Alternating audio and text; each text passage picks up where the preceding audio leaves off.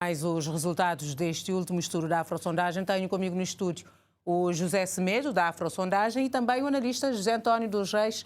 Muito obrigada pela vossa disponibilidade.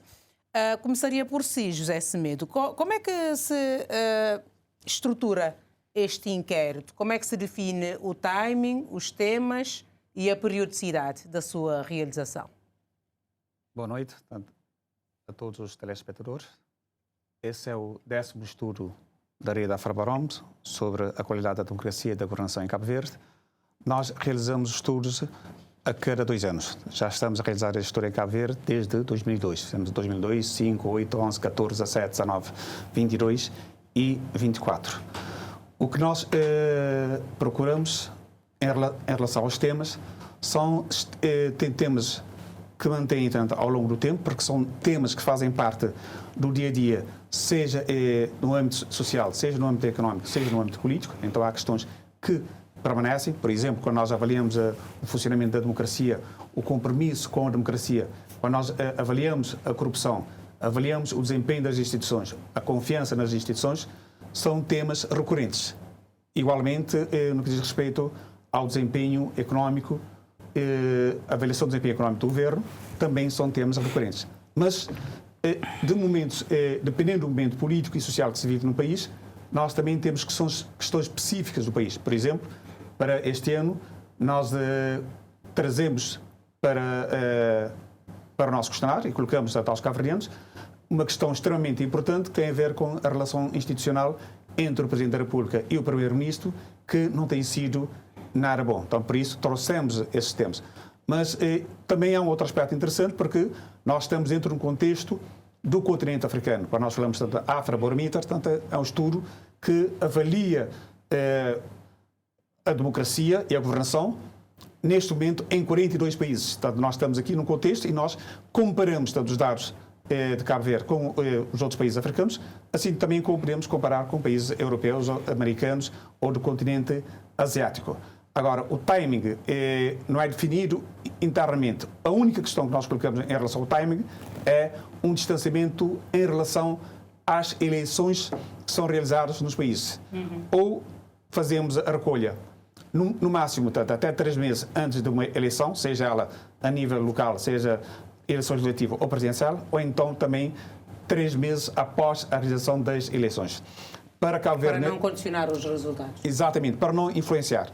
Em Cabo Verde, nós realizamos o inquérito entre 27 de agosto e 10 de setembro do corrente ano, porque há uma série de questões logísticas que nós temos que preparar para a realização do inquérito. E temos suporte também da Afrobarómetro, e daí temos que ver como são 42 países, a disponibilidade da Afrobarómetro para, à distância, ir acompanhando o desenvolvimento do inquérito no país. Nós realizamos, como disse, em agosto, entre agosto e setembro, e os resultados estiveram prontos já há 2 semanas antes das eleições, já tínhamos todos os resultados. Mas também não podiam divulgar ainda? Podíamos. Portanto, não há nada que obstasse a divulgação dos resultados no período eleitoral. Mas, desde que dessem o conhecimento prévio à Comissão Nacional de Eleições, segundo este item, acho que é assim? Não só por isso, mas o mais importante era que nós entendemos a divulgação de estudos com várias questões que têm a ver diretamente com a governação, poderia ou poderá, de alguma forma, influenciar os cabo-verdianos na sua tomada de decisão. Portanto, para isso, como a Afrosondagem, a Afrobarómetro, o nosso objetivo é dar a voz à população para expressar tanto aquilo que lhes vai nas almas e também permitir aos decisores políticos que tenham as informações necessárias para que melhor possam decidir sobre as medidas políticas. Então resolvemos, sim, apresentar os resultados após as eleições. Elas começamos a apresentar, portanto, iremos até o mês de março, vamos apresentando vários aspectos setores a setores. E sempre com conferências para explicar. Exatamente. Tipo como fizeram na sexta-feira sobre a migração. Certo. Ok. José António dos Reis, os dados deste inquérito de 2024 não são nada animadores para o país. Naturalmente. Pelo menos se comparado com os de 2022. Sim. Os dados de 2024 parecem que recuaram para o nível de 2019. Em 2019, os dados eram mais ou menos do nível que temos agora. Por isso que o inquérito de 2022 da Afrosondagem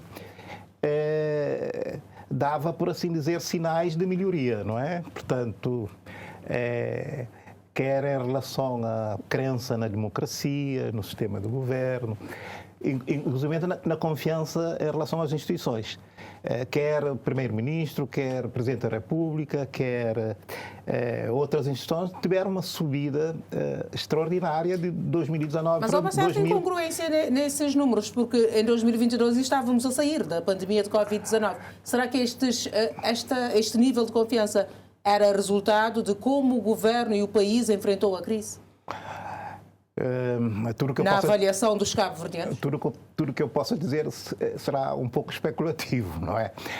Creio que o próprio estudo, tal como é elaborado e desenvolvido, precisaria de desenvolvimento de outros estudos para, de alguma forma, explicar a razão porque que as pessoas acham que o país está, por assim dizer, a ir para uma direção errada.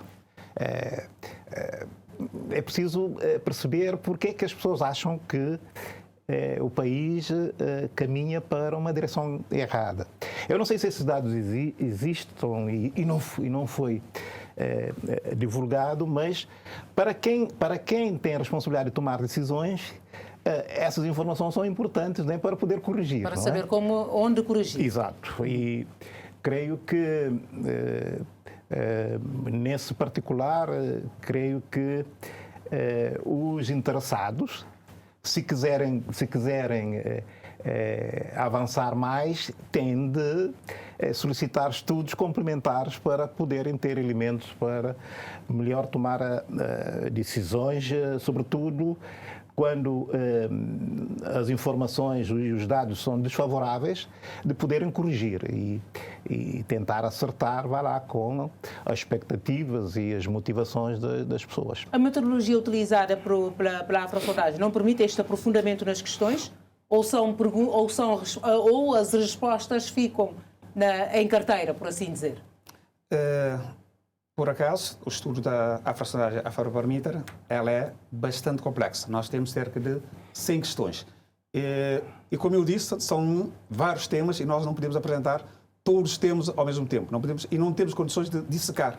Mas já vou avançar em relação a essa questão em concreto.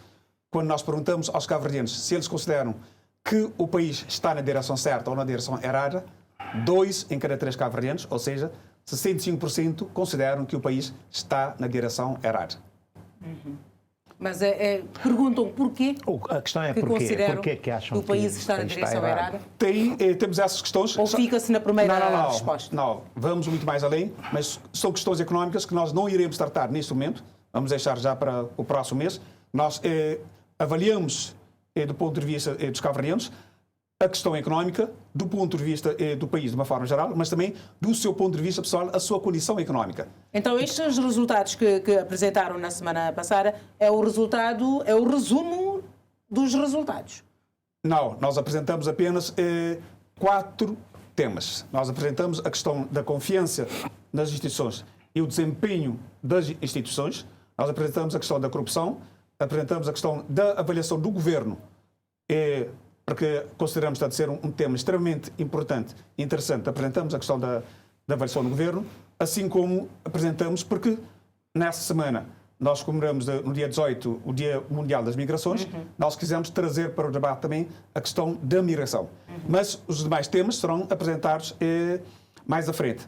Mas só para colocar provavelmente, não tentar explicar, mas há ligações nos dados.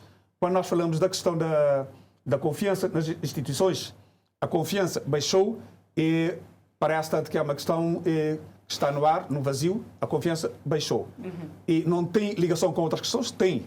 Por exemplo, quando da mesma forma baixou a confiança nas instituições, também baixou o desempenho das instituições eleitas, seja o Presidente da República, seja o Primeiro-Ministro, seja os deputados da Assembleia Nacional, seja os deputados da Assembleia Municipal. Então, há dados que nos mostram claramente que, tendo baixado a confiança nas instituições, também tem a ver com a questão da confiança e desempenho das instituições e tem a ver também com a questão da forma como o país está sendo conduzido.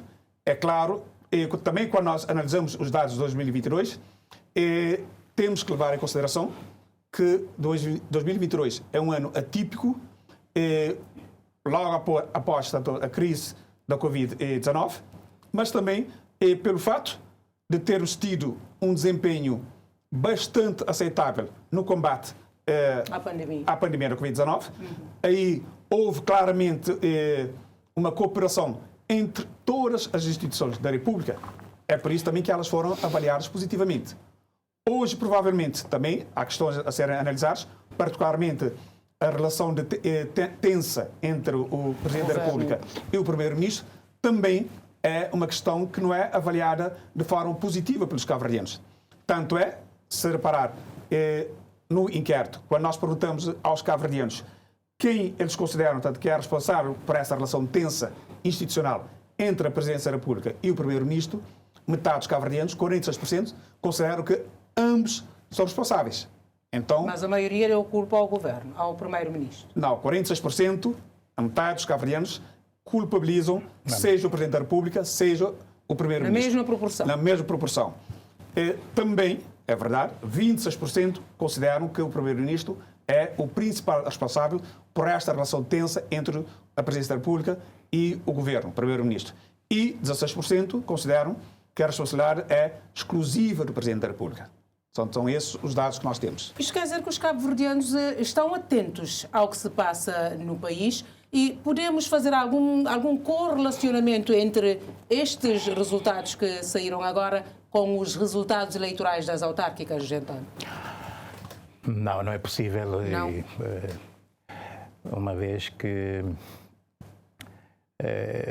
o que esta sondagem nos indica é que os cabo-verdianos tinham uma opinião em relação às instituições, em relação ao governo e em relação, portanto, a diferentes setores.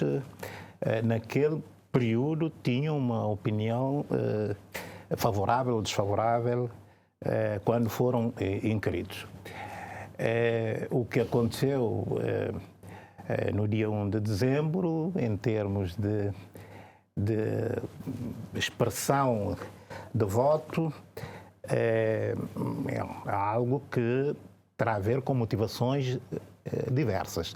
Há pessoas que votam porque acham que estão a votar no melhor programa, há os que votam para castigar A ou B ou C, há os que votam porque acham que o candidato é melhor, há os que votam para,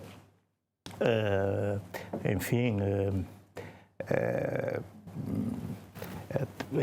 para manifestar, por assim dizer, enfim, a sua oposição em relação a esta ou aquela matéria. Portanto, as motivações são diversas e elas ocorrem no dia a dia. Portanto, do período que decorreu, portanto, o inquérito da afrosondagem até as eleições, aconteceram várias situações que eventualmente tiveram impacto na decisão em termos de voto.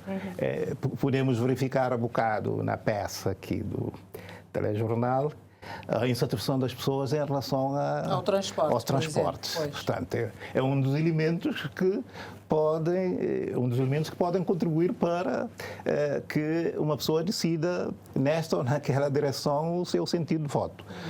Portanto, não há correlação, não se pode fazer correlação entre aquilo que a afrosondagem conseguiu captar com o seu inquérito nesse período com aquilo que aconteceu nas eleições. Mas, de qualquer forma, este descontentamento exemplo. generalizado dos cabo-verdianos em relação ao desempenho do governo nos mais variados setores é um alerta para o governo que pretende ganhar as próximas eleições legislativas. Olha, em termos de confiança... Se tiver que mudar a percepção dos cabo-verdianos, tem que começar a agir agora. Não, em termos de confiança nas instituições, a queda abrange todas as instituições, inclusive os partidos da oposição. Portanto, os partidos da oposição tiveram uma queda na ordem de, quer dizer, saíram de 52% para 29%. Significa que os cabo-verdianos, neste inquérito, nem confiança têm nos partidos da oposição. Isso significa que, em termos de comportamento das pessoas relativamente às motivações para o voto, não é algo constante.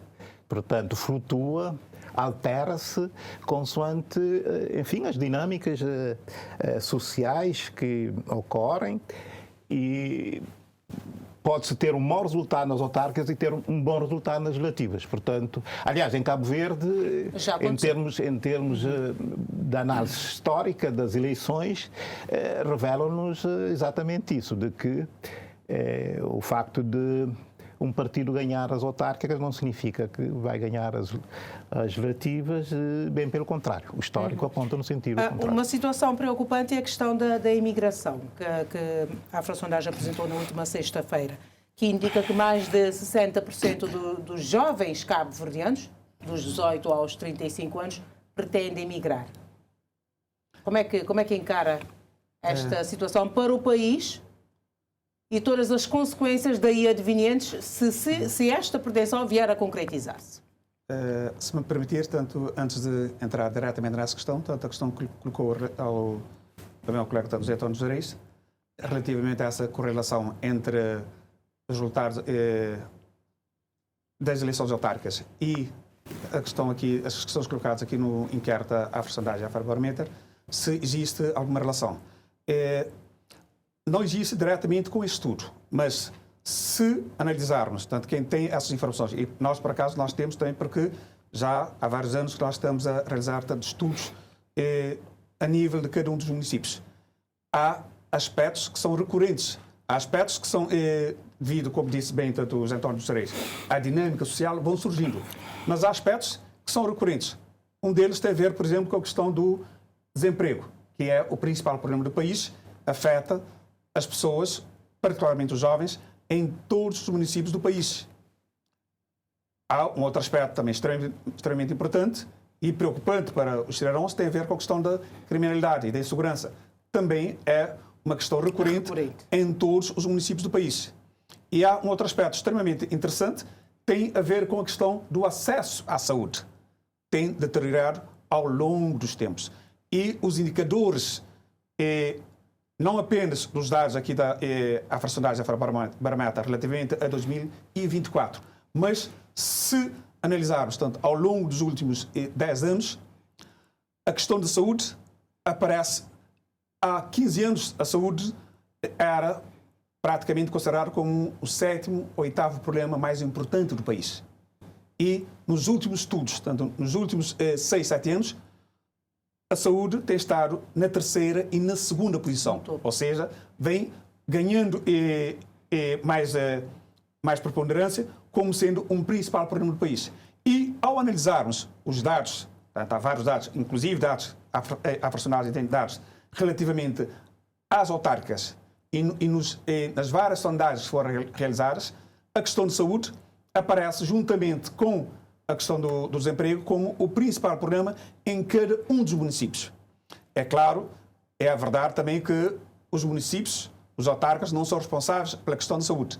Mas a questão da saúde, que é uma atribuição do governo, acaba por refletir na condição de vida de cada um dos cidadãos a nível de cada um dos municípios. Também esse é um dos aspectos que os municípios quem está a governar, tanto, acaba tanto, por ser penalizado, e só que acontece, a maioria dos municípios estavam ligados ao partido no poder. Ao partido que está no poder. É então, por isso que eu estou a perguntar aí esta relação. há essa relação também é preciso que esses dados tanto sejam colocados fora. Mas como não foram colocados, é verdade que boa parte dos analistas não tem conhecimento desses dados. Mas nós temos porque nós realizamos esses estudos. E sabemos que a questão da saúde, só para você ter, não determina, mas acaba por influenciar. Por exemplo, nos 7 principais municípios do país, digo principais em termos de proporção de votos e em termos económicos também. Os partidos ou os candidatos apoiados pelo governo, portanto, acabaram por perder essas eleições e nesses municípios a questão de saúde é colocada como o principal problema em cada um desses municípios. Agora, também tem a ver, quando você diz aqui a questão da imigração, também é um reflexo daquilo que é a situação, ou pelo menos aquilo que é a expectativa dos jovens, tanto em relação à governação do país. É verdade, se reparam no tempo, vamos ver como tem aumentado a expectativa dos jovens, da população de uma forma geral, tanto em relação às suas condições de vida. Sim, porque nem são só os jovens que querem emigrar. É uma saga generalizada. Portanto, os dados nos indicam que temos aqui cerca de 64% dos cabo-verdianos dizem que consideram emigrar. Desse, claro, temos que separar, 40% consideram muito a possibilidade de emigrar, ou seja, tendo uma oportunidade hoje, não só tendo, eles procuram, estão à procura dessa oportunidade. Se encontrarem, então vão emigrar hoje. 16% dizem, ok, mais ou menos, estou a ponderar, mais ou menos. E apenas 8% dizem, estou a ponderar pouco. Mas há outro dado interessante, ao compararmos, por exemplo, colocamos essa questão em 2017. Nós tínhamos, em 2017, eram cerca de 46%, aliás, 42%, que nos disseram que nunca pensaram em emigrar. Nesse momento nós temos 36%. Ao mesmo tempo, a intenção de emigrar eram de 56% em 2017 e aumentou para 64% agora. Mas o mais importante ainda, nós temos que analisar é o perfil das pessoas que pretendem emigrar. Porque todos nós sabemos que Cabo Verde é um país, ao longo da sua história, é um país de imigração, correto?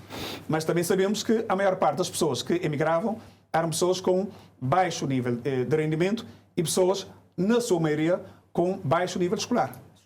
Mas hoje, o que nós encontramos, nós temos aqui cerca de 76% de pessoas com um nível secundário dizem que pretendem emigrar. Mais gritante ainda, 64% dos licenciados dizem que, se tiverem tanta oportunidade, vão emigrar. Não só os desempregados querem emigrar. Também, esse é um outro dado que é extremamente importante. Não apenas os desempregados, mas também as pessoas empregadas a tempo inteiro, 62% dizem que pretendem emigrar. A tempo parcial, 75%. Ok? Isso já nos coloca outra questão, que não se restringe única e exclusivamente à falta de emprego, mas também temos que ver um outro aspecto que tem a ver com a qualidade do emprego e o nível de rendimento que as pessoas recebem. Portanto, são dados que requerem alguma análise e alguma tomada de posição. Não, eu creio que sim, e sobretudo para os que têm a responsabilidade de tomar decisões, haverá necessidade de se realizar estudos pós-eleitorais, porque esses dados assim apresentados, esses dados é a expressão de pessoas que votaram e pessoas que não votaram. Sim. E estivemos numas eleições em que 50%, à volta disso, não participou no ato. Mas isto também é uma mensagem.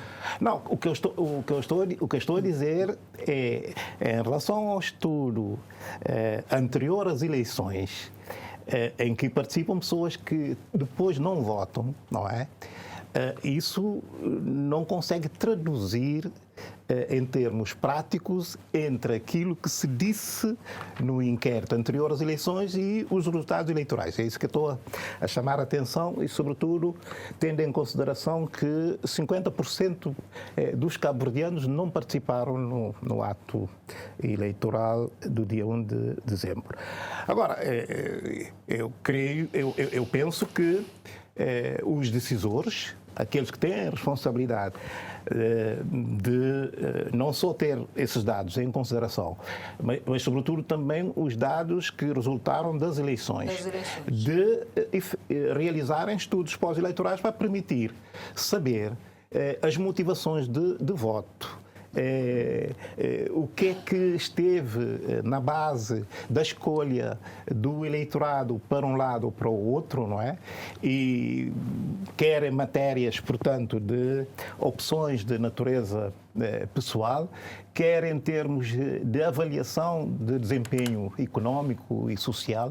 É só a partir, portanto, desses elementos é que se pode quem quer, naturalmente, inverter a situação, poder adotar medidas concretas para contrariar a tendência que se verifica. E qual é a sua leitura desta pretensão de 64% dos cabo-verdianos quererem emigrar?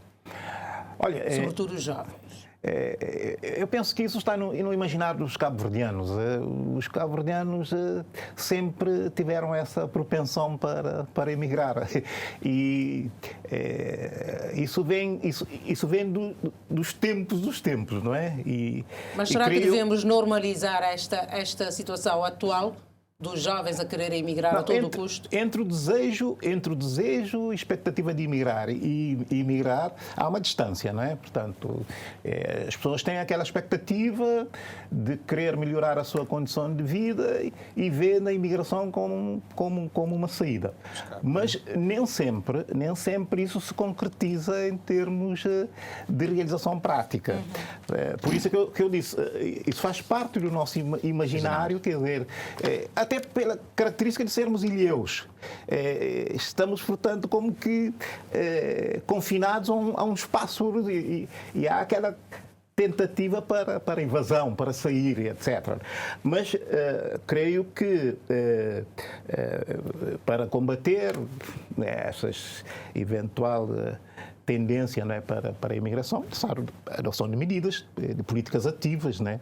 Portanto, de emprego, porque não sei qual é a percentagem de pessoas empregadas que manifestam querer sair, para não atribuirmos apenas a um fator desemprego, né, como determinante, e ver, por assim dizer, a percentagem das pessoas desempregadas, né, que querem emigrar.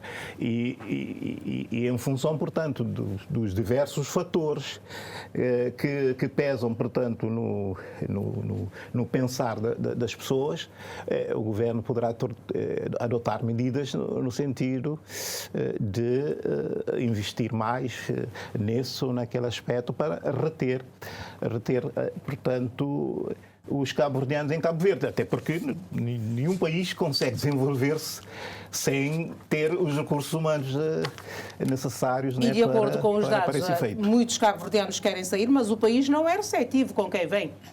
Que está aqui a colmatar a falta de mão de obra que os que partem deixam, né? Sobretudo no setor da construção civil e tudo mais.